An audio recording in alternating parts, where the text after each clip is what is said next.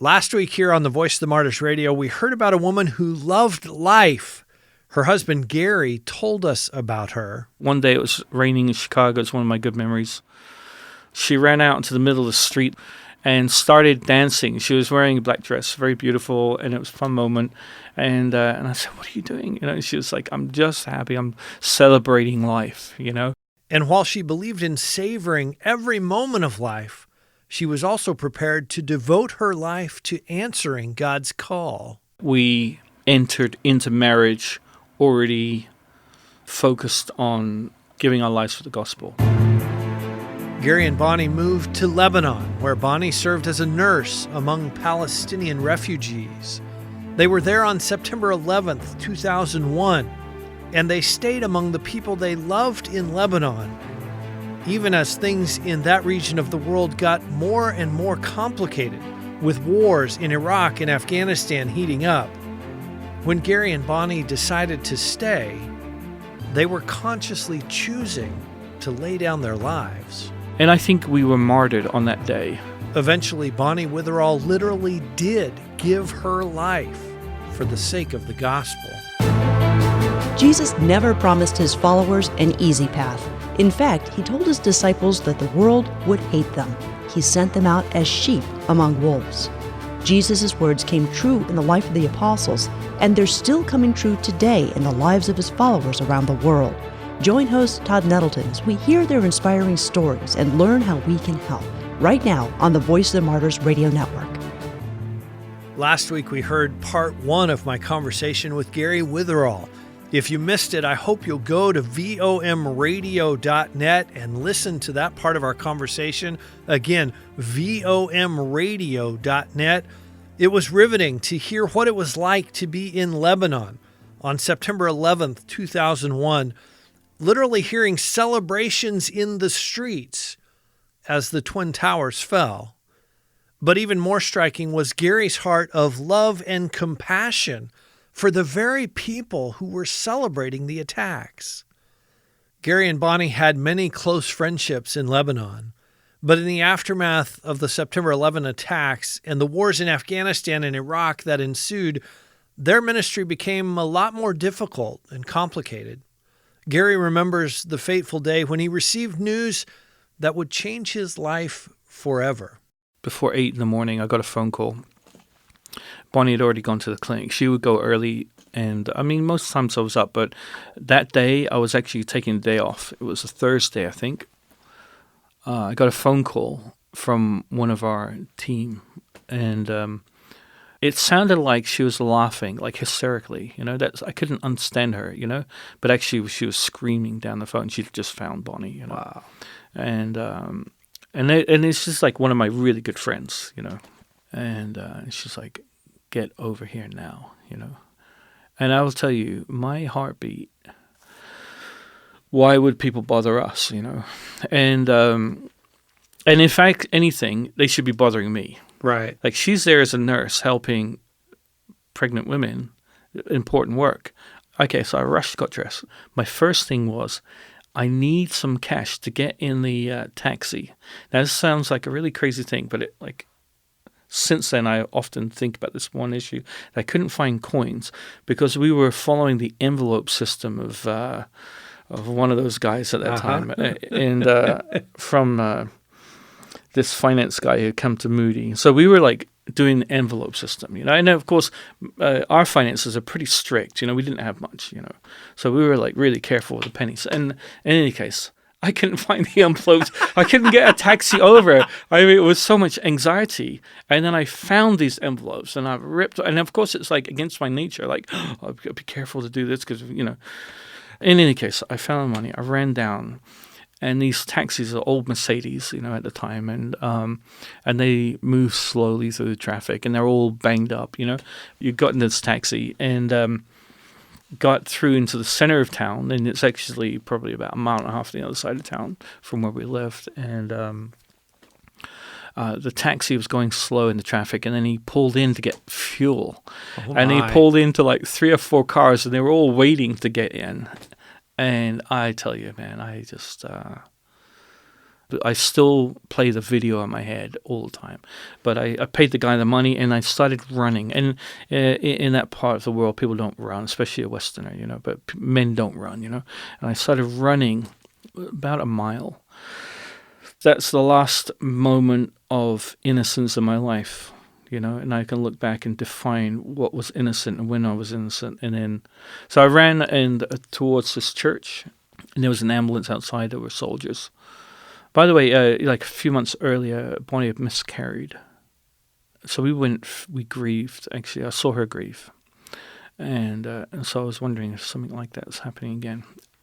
There were a soldier, and he yelled out to me in Arabic, "Stop with it." He had his, M16 pointed at me, I don't know what, but my heart and my need to go rescue my wife, I just pushed him out of the way. He didn't shoot me, thankfully. And I ran through and up the stairs and up on the second floor. And there were already soldiers all over the place. And there were two big soldiers. They were normal soldiers. They were perhaps, special guards or so. Special, I don't know. It was a blurry moment. They picked me up, and in that moment they picked me up. I could look down through the door. Imagine if the door's open, I could see Bonnie laying down there. I didn't see her face, thankfully. Although maybe sometimes I wish I did. And then they threw me into this next room. And at that point, my adrenaline is like full. But then they said, "Your wife's being shot, she's dead." This place was only a place of light. Actually, the room I was pushed into was a place that was being used as a computer training room to help people learn English and learn computer studies, and at table tennis. And it was all for Palestinian kids who have nothing. And we're like helping them with learning language, learning how to use computer, learning, basics for life. And it was a wonderful place to be. And suddenly I'm in this wonderful place become a nightmare. How did you even begin to process what had happened and what was going on? And where was God in those moments? I was on the floor, weeping. I was falling into like a well, an abyss, a hole without bottom, And although, if you know who I am, I'm a happy person. And a part of me was going, I don't want to be that person because I like Bonnie. I like what we're doing. I'm happy. I don't want to enter into grief. There was this fight in me. And I'm sure a counselor would know exactly what I'm talking about. I was falling like into an abyss. Anger? No. None? No. The feelings, that natural feelings would be the sense of protecting your wife, the inability of doing that. I didn't do it. Yeah, there was an immediate, over the first few hours, I started processing, And God ministered to you even in those times. Can you talk about that conversation with God? I was laying there and I was waiting to die. And then the Lord spoke to me in this. I'm not into this, and I don't necessarily say that this happens all the time. But in this moment, the Lord spoke to me. "Gary, a seed has been planted in your heart, and this seed will grow. And it's going to grow from anger to hatred, or it's going to grow from forgiveness to love. You need to choose." And that was the end. That was all. And I started thinking about this, I'm like, and thinking I'm about to die the whole time, right? So I'm thinking, I want to be able to forgive this, and in my strength, I started going, okay, forgive. Now, I've been involved in sharing the gospel and the power of calling people to forgive for years now already, like I would say more than 10 years I'd been, actively sharing the gospel a lot. And then here I am needing to forgive. And I was going, well, that didn't work. I am really upset. I am really, I am. So you would say the words, but you wanted to feel forgiveness. Well, it's like my realization that I'm not forgiving, actually. And then I said it, okay, if I say it over and over, forgive. My tears, I was like, Lord, everything's gone here, how do I forgive this? And anyway, in this moment, I had this picture of looking through the eyes of Christ on the cross. And in that picture, and I mean, I can still, it's photocopied in my head now, Right.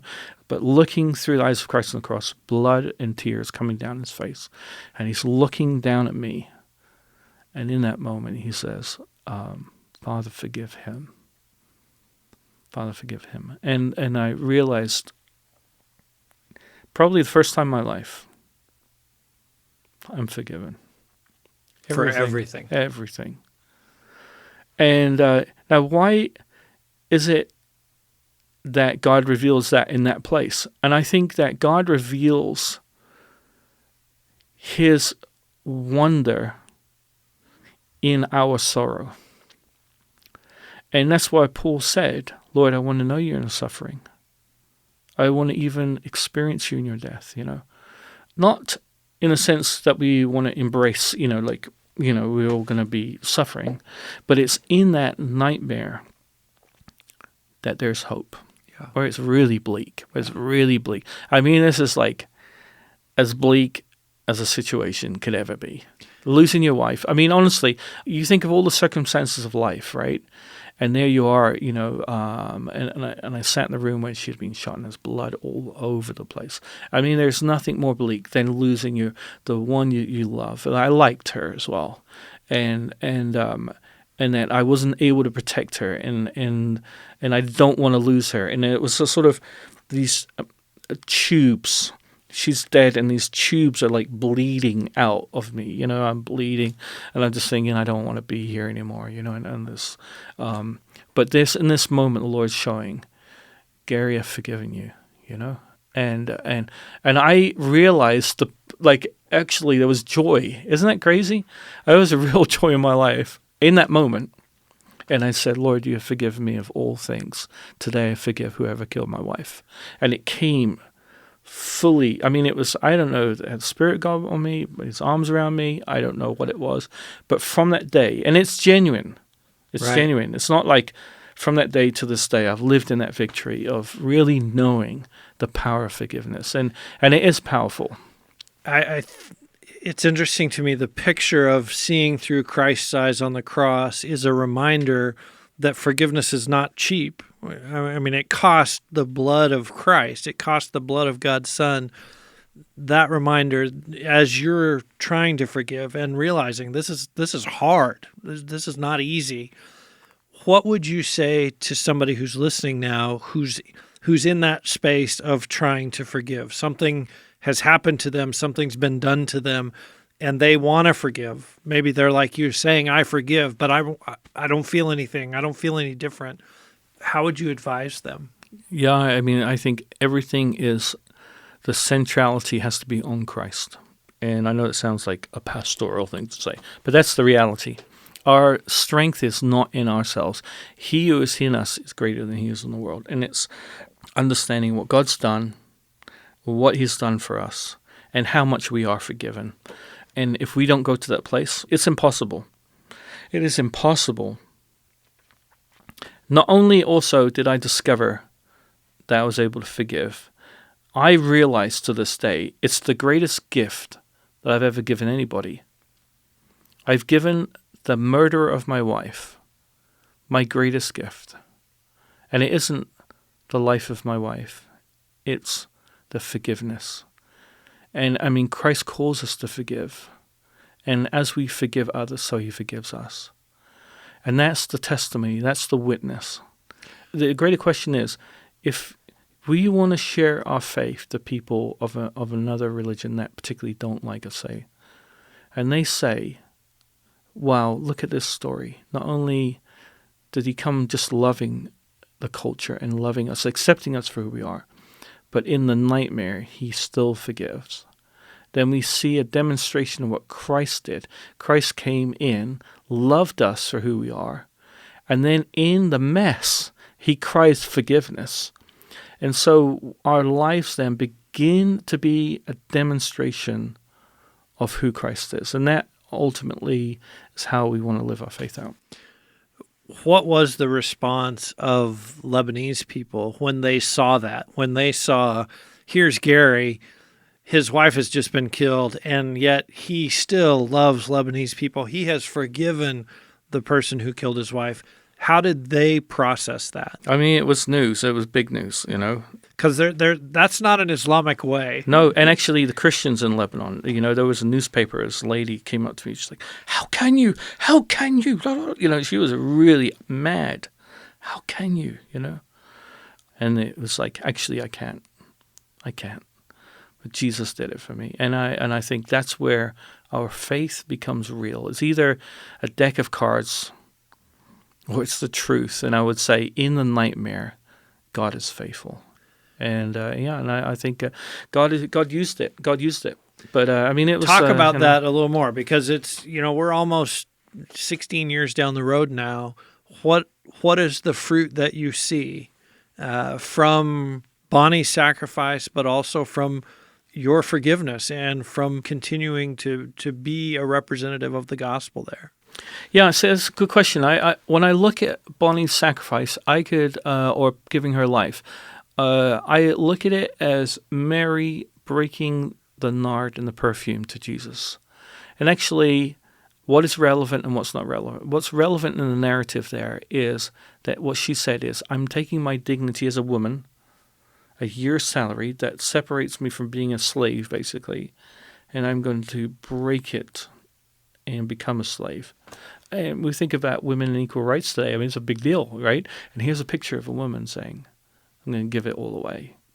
And I think that everything stops there. We can actually, in the complete act of worship, we just simply look and observe somebody else worshiping God with their life. There is no outcome. Now, of course, there are many outcomes, but that's all very secondary.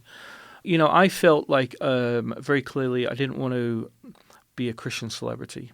God has called me to people, not to make myself special. Plus, I know who I am. And then my friends, again, they would... I'm not going to become some... Nobody calls you Saint Gary? Or? Right, exactly. It's not like I'm not going to enter into and you haven't had the chance to be able to interview me in the last 16 years because I'm sharing my faith. I'm back on the streets in different places, and I want people to look at me and go, he's real. Is real, and his faith's real.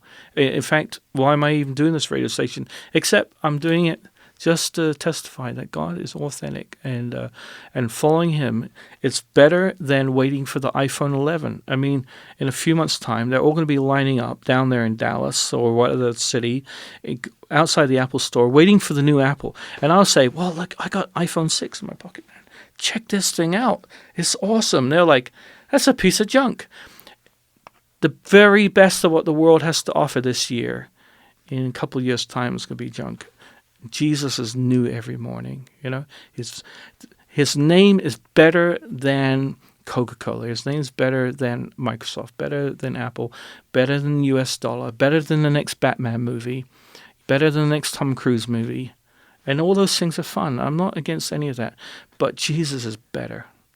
Because Jesus, you can find forgiveness. Jesus, you can find hope. You can find a peace. You can find joy in the mess of your life.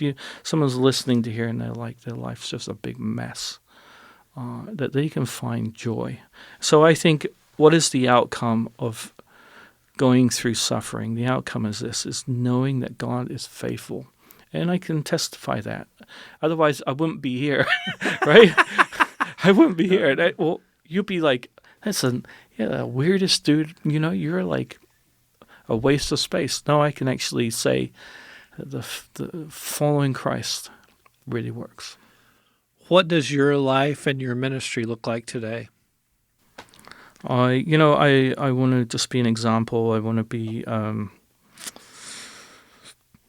my story is shocking for people, Christian and non-Christian. I have guys, I live in Europe, and guys, and they'll look at me and their eyes will water up when soon they hear. And then they're honest about their mess. Because they know I'm for real, Yeah. So I tend not to mix my words. I want to see God do great things in my lifetime through me, through the testimony God's given me, but actually also ignite God's work in other people. So I think using my life for people to go to also, be passionate about the Lord. I think there's nothing worse than a boring Christian. There's just nothing worse. And I think if you can be a follower of Christ, have fun. I think Jesus designed it that way. Jesus designed us to enjoy following here. And whether that is going to another country, or whether it's going and working in a local Starbucks or working in a bank in New York, whatever it is, that we would have a joy that would give us purpose in our life, Mm-hmm. And a sense of adventure. Sense of adventure. Back in England, back in my teenage years, and you would say, "Hey, Gary, you travel all over the world and meet all these people." I mean, I would never have imagined, So, yeah, I think certainly saying, "Hey, Lord, I'll follow you in your will," gets you into all kinds of crazy places. We're talking today on Voice of the Martyrs Radio with Gary Witherall. Gary, as we wrap up, I want to talk because the Lord has given you a wife, a family now, but your wife also has what I might call martyrdom in her family as well. Can you share a little bit about that? Yeah, it's,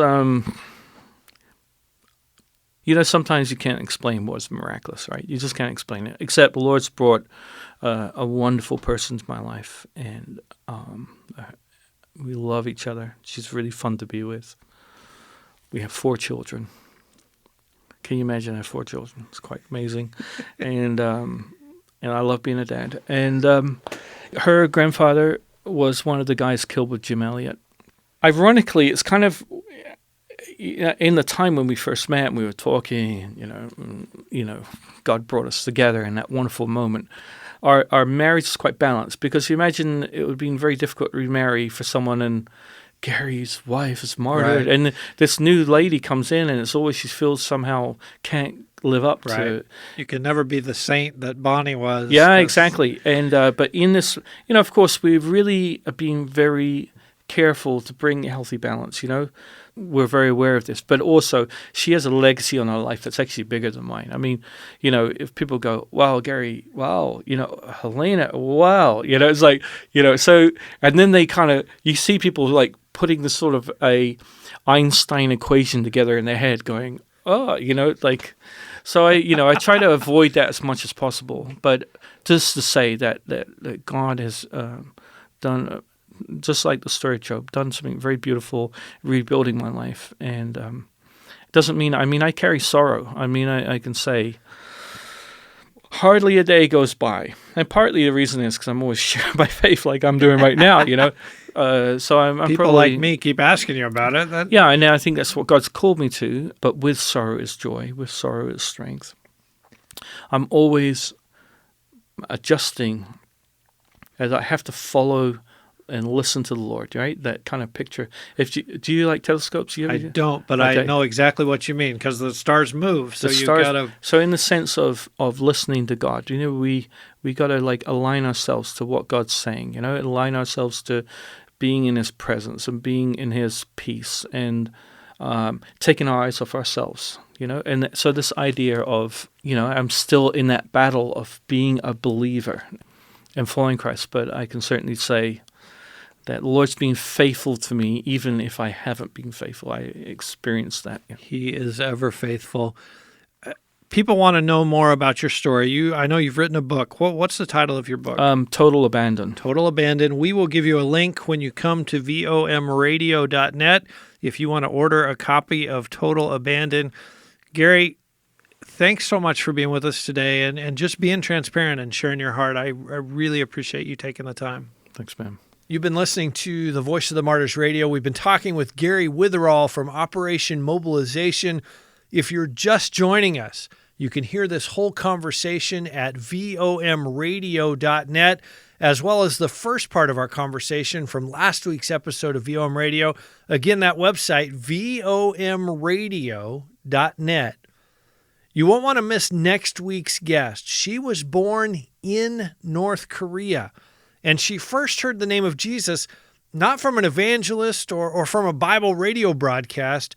She first heard the name of Jesus from a woman who was torturing her inside a North Korean prison. You'll hear that amazing story and what God has done in her life next week right here on the Voice of the Martyrs Radio Network.